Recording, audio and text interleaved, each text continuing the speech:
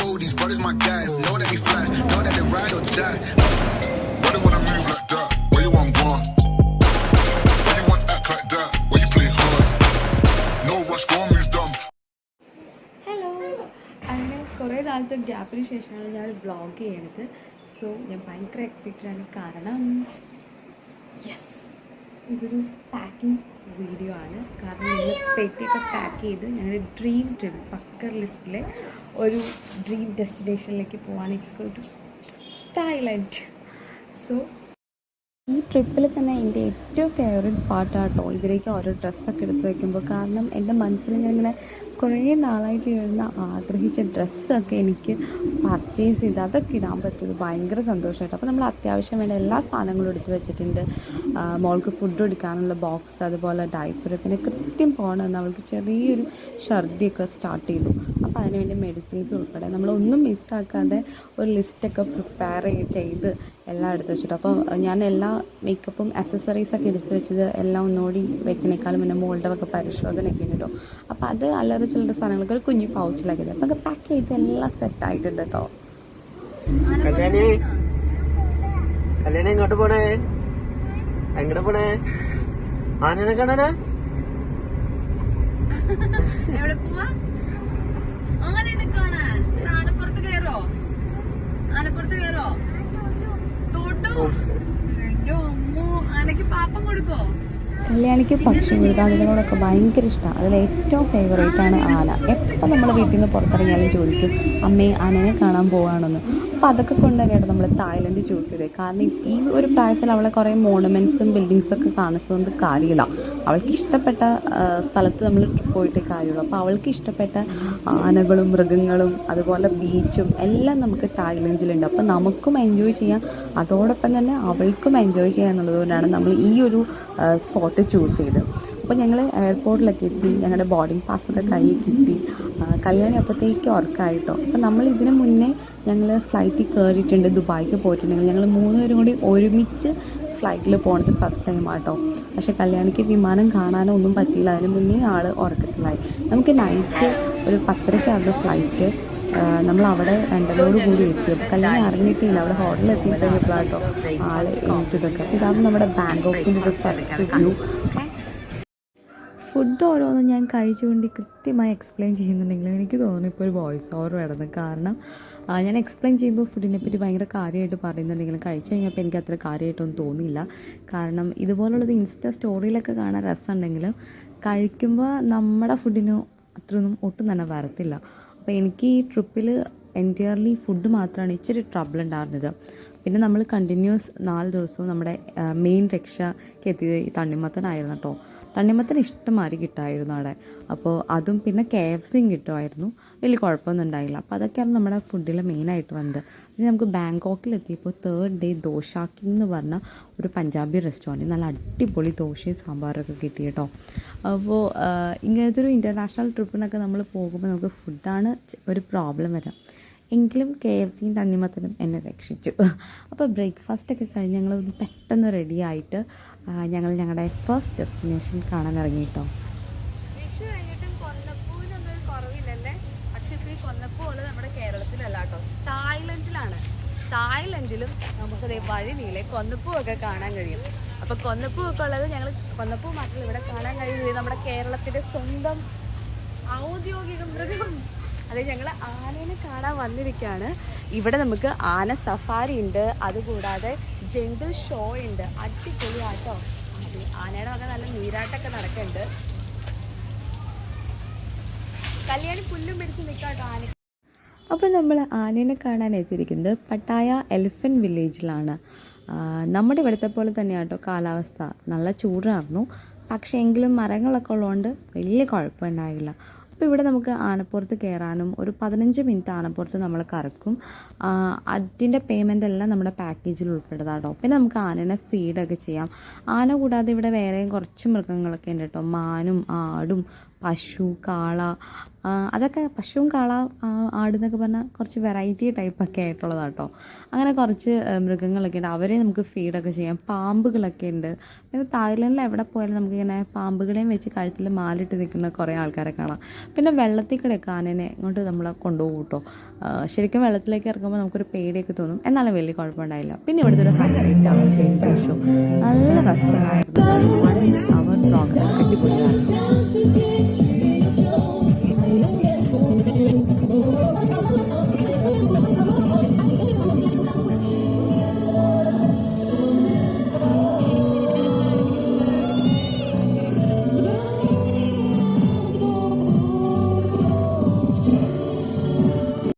അങ്ങനെ 1 hour jungle show അടിപൊളിയായിരുന്നു. ഇവരുടെ ഓരോരുത്തരുടെയും കൂടെ ഫോട്ടോസ് എടുക്കണമെങ്കിൽ സെപ്പറേറ്റ് പേയ്മെൻറ്റ് ചെയ്യണം കേട്ടോ.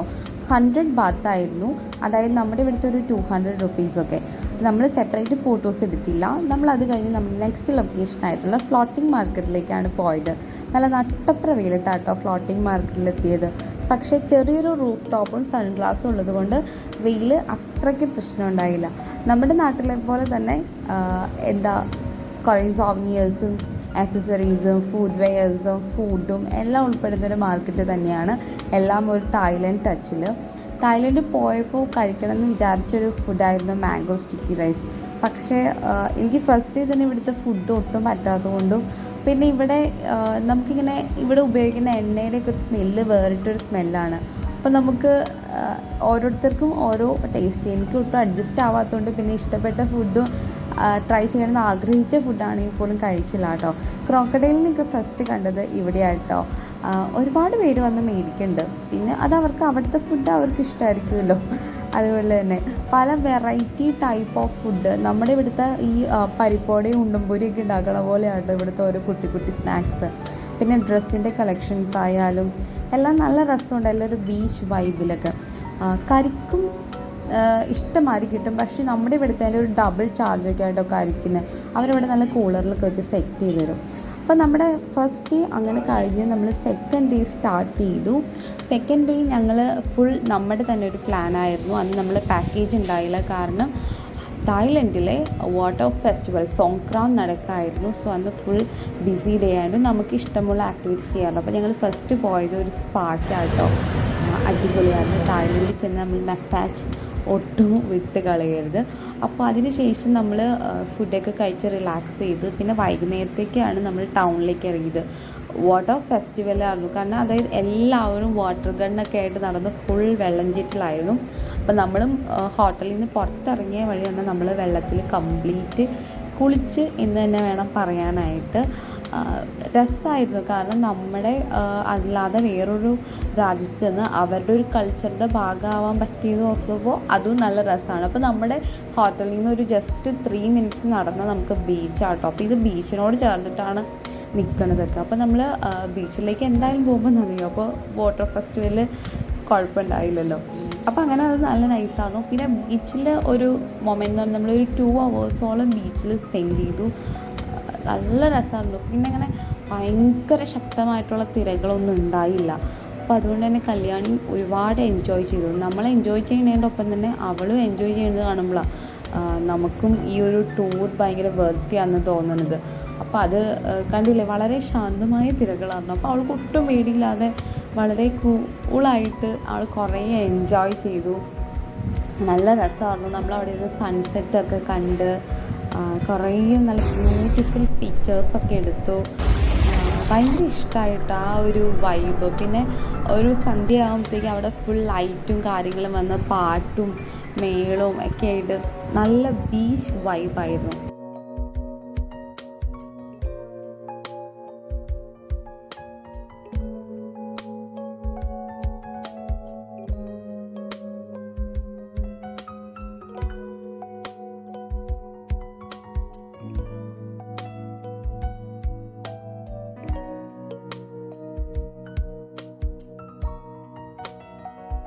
These brothers my guys, know that they fly, know that they ride or die. Why they wanna move like that? Where you want gone? Why you want act like that? Why you play hard? No rush, go and move dumb. Back and forth, push and shove. Make your peace and love into peace and gloves. Now you gotta do it right now. ചായ വന്നപ്പോൾ തൊട്ട് ഞാൻ കാപ്പിന്ന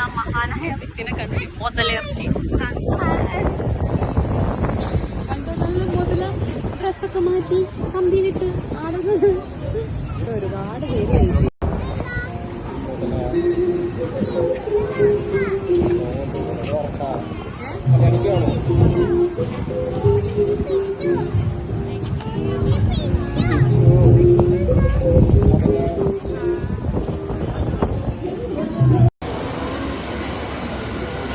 തായ്ലൻഡിൽ വന്നിട്ട് Indian food കഴിച്ചിട്ട് പോലും മനസ്സിനും ശരീരത്തിനും പിടിക്കാത്തതുകൊണ്ട് അവസാനം കറങ്ങി തിരിഞ്ഞ് KFC കഴിക്കാൻ എത്തിയത്. അതാകുമ്പോൾ എല്ലായിടത്തും ഒരേ ടേസ്റ്റ് ആയിരിക്കുമല്ലോ. ഇപ്പൊ ഫ്രഞ്ച് ഫ്രൈസിന്റെ പായത്തിന് നമ്മുടെ നാളെ ടേസ്റ്റ് ഉണ്ട് ഹോട്ടലിലൊക്കെ. ഇനി KFC ഒന്ന് ടേസ്റ്റ് ചെയ്ത് നോക്കണം കേട്ടോ.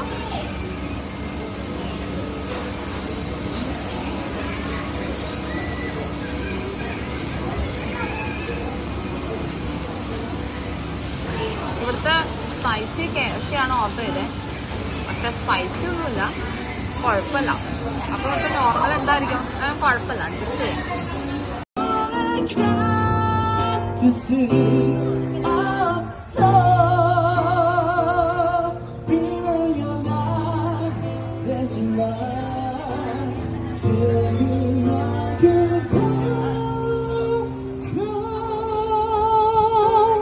മോളിൽ പോയിട്ട് ഫുഡൊക്കെ കഴിച്ചിട്ട് നമ്മൾ നേരെ ഹോട്ടലിലേക്ക് വന്നു. റൂമിൽ പോയില്ല എന്ന് പറയുന്നത് നമ്മൾ നേരെ പൂളിലേക്കാണ് വന്നത്. പൂള് അടിപൊളിയായിരുന്നു. ഇപ്പോൾ സെക്കൻഡ് ഡേ ആയിട്ട് ഇനി പൂൾ എക്സ്പീരിയൻസ് ചെയ്യാതെ പോകാൻ പറ്റില്ല, കാരണം പിറ്റേ ദിവസം രാവിലെ നമ്മൾ ഇവിടെ നിന്ന് വെക്കേറ്റ് ചെയ്യും. ഇപ്പോൾ പൂള് അടിപൊളി എന്ന് പറഞ്ഞാൽ നല്ല പാട്ടും മേളവും, പിന്നെ അത്യാവശ്യം നല്ല പ്രൈവസി ഉണ്ടായിരുന്നു. പിന്നെ ഒരുപാട് ഡീപ്പല്ലായിരുന്നു കേട്ടോ. അതുകൊണ്ട് നമുക്കും നന്നായിട്ട് എൻജോയ് ചെയ്യാൻ പറ്റി. നല്ലൊരു എക്സ്പീരിയൻസ് ആയിരുന്നു pool.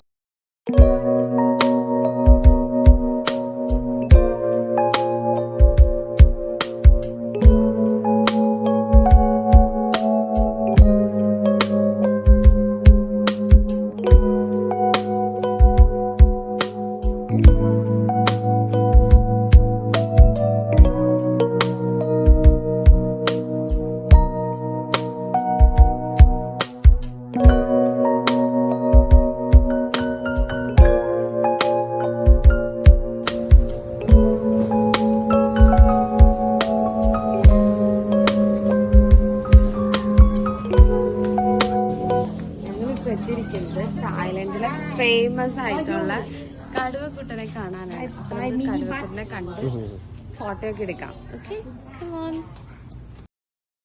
Oh, these brothers my guys, know that they fly, know that they ride or die.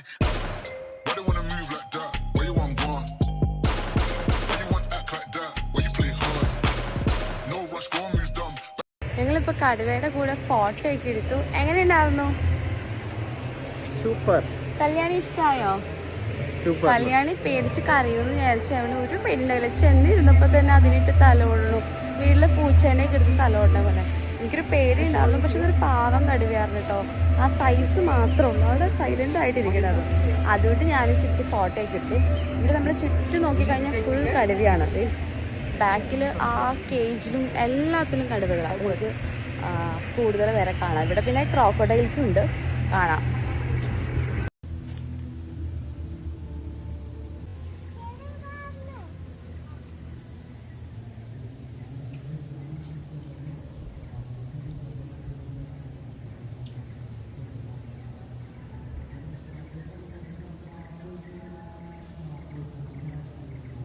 So ഇവിടെ വളർത്തുന്ന കടുവകൾക്ക് തീറ്റ കുടിക്കേണ്ടത് നമ്മുടെ അവകാശം തന്നെയാണ് കേട്ടോ. ശരിക്കും എല്ലാവരും ബിസിനസ്സിൻ്റെ ഭാഗമായിട്ടാണ്. അപ്പോൾ ഇവിടെ കടുവകളെ ഫീഡ് ചെയ്യാനാണ് നമ്മളിപ്പോൾ വന്നിരിക്കുന്നത്. ഫീഡ് ചെയ്യേണ്ട കടുവക്കുട്ടന്മാരെല്ലാവരും താഴെയുണ്ട്. ഒരാൾ കുളിക്കണം, ഒരാൾ ഉറങ്ങണം, ബാക്കി രണ്ടുപേരും ഇങ്ങനെ നടക്കണം. അപ്പോൾ ഈ മേളിൽ കണ്ടില്ലേ ഓരോ ബോക്സ്, ഇതിലൊക്കെ ഫ്ലഷ് ആയിരിക്കും. അപ്പം നമുക്കിവിടെ 150 റുപ്പീസ് കൊടുത്തു കഴിഞ്ഞാൽ 15 ഷൂട്ട് ചെയ്യാം ഗൺ വെച്ചിട്ട്. ഈ തോക്കായിട്ട് എൻ്റെ ഹസ്ബൻഡ് റെഡിയാണ്. അപ്പം അങ്ങനെ 15 ഷൂട്ട് ചെയ്ത് നമുക്ക് ഇത് ഓപ്പൺ ചെയ്ത് ഫുഡ് കൊടുക്കാം. അത്രേ ഉള്ളൂ. നമുക്ക് നോക്കാം എത്ര വെടി വെക്കാൻ പറ്റുന്നു. ആക്ച്വലി ഇവർക്ക് ഫീഡ് ചെയ്യണു. പിന്നെ ഈ വെടി വെക്കുമ്പോൾ ഒരു രസം. ശരിപ്പോയി.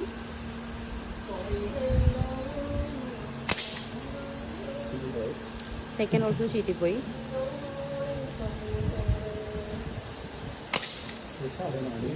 ഞാൻ ഫൈനലി പറയാം എത്ര എണ്ണം വെടിവെച്ചെന്ന്. എല്ലാം ചീറ്റിപ്പോയി. 15 ബുള്ളറ്റ് ചീറ്റിപ്പോയി. ഒറ്റ എണ്ണം കടുവകൾക്ക് കഴിക്കാൻ കിട്ടിയില്ല. കാരണം ഇപ്പൊ ആവശ്യത്തിൽ കൂടുതൽ ഫ്ലഷ് അവിടെ കിടക്കുന്നുണ്ട്. അത് അവർ കഴിച്ചോളും. Okay, bye. എവിടെയാ? എവിടെയാ? ആനയുടെ അടുത്ത് പോവാ.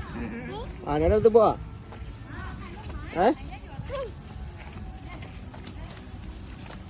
ചാച്ചൻ പോവാണ്.